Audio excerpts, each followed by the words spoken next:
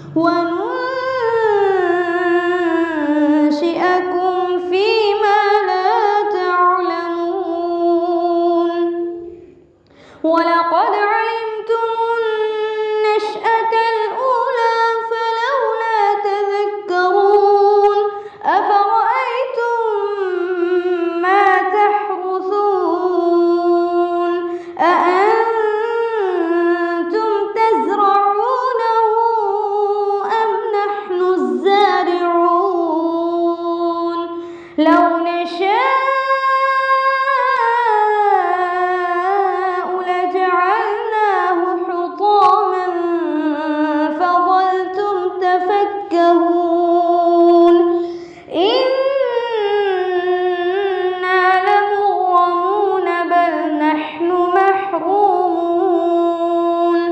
أفرأيتم الماء الذي تشربون أأنتم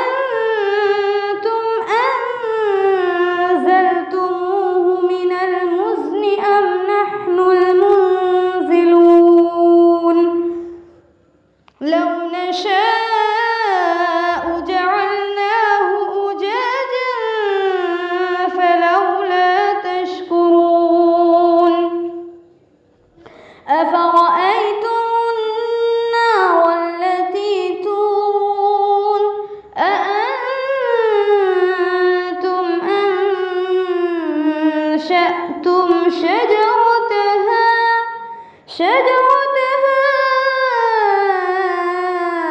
أم نحن المنشئون نحن جعلناها تذكرة ومتاعا للمقوين فسبح باسم ربك العظيم فلا أقسم بمواقع النجوم وإنه لقسم لو تعلمون عظيم إنه لقرآن كريم في كتاب مكنون لا يمسه إلا المطهرون تنزيل من رب العالمين أفبهذا الحديث أنتم